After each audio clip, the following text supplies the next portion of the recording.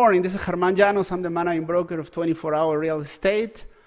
There are two things that I do. Many people know about that. I buy and hold properties. I buy properties and fix them up, rent them out, get some tenants, collect rents, profit out of that. And the other thing is that the flips. So let's focus in the first category today, okay? The topic is analysis paralysis. This is something that I see a lot in a lot of smart people, okay? First example, I'm gonna give you two of my clients, okay? The first guy, he's a very bright guy, investment banker, MBA, 4.0 GPA, really smart as it gets, He's a financial analyst by trade, and then right now he's stepped up as an investment banker. But he's always been curious about the things that I do. So he started investing with me, buying properties, doing the same thing, especially the buy and hold portion. He's not so much into the flips. What happened with him is that every decision takes forever.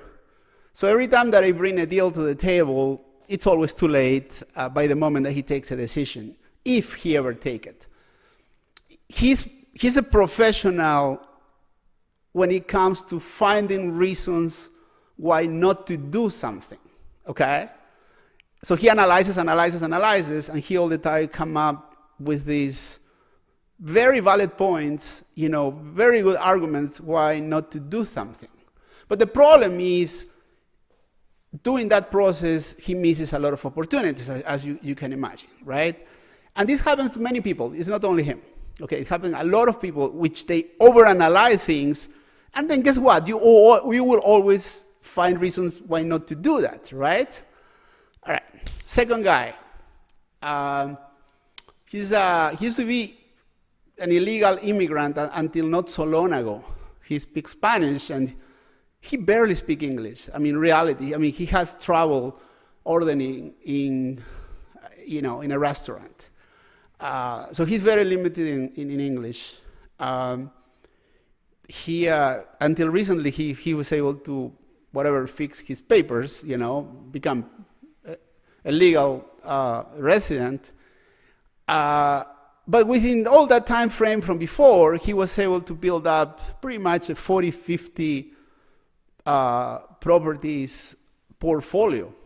And he was able to live out of that without working so much. So my first guy is a workaholic. He, like me, put probably 70, 80 hours a week consistently. Second guy wakes up at 11 a.m., 11:30. First guy, I cannot even have lunch with the first guy. I just go cup coffee, and it's probably 5 to 10 minutes just to review a few things. Second guy, I can have 2-hour lunches and then have beers, and he's much more laid back. Funny thing is that the second guy ended up making more money 2 years ago than the first one, okay?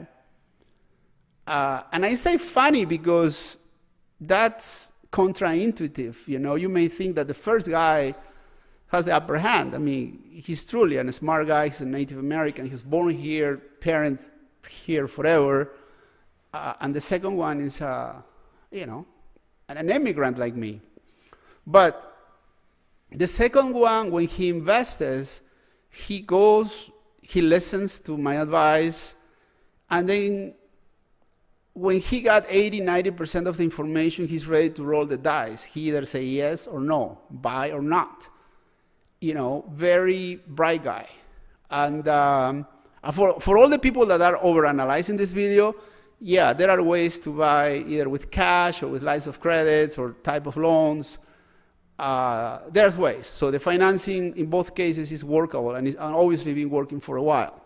Okay? So my point here is the first guy overanalyzes everything. He missed huge opportunities. And I'm talking about he missed the properties since 2009 up to 2017, where we were able to find amazing deals that right now are very hard to find, right? The second one rolled the dice. He built a strong portfolio.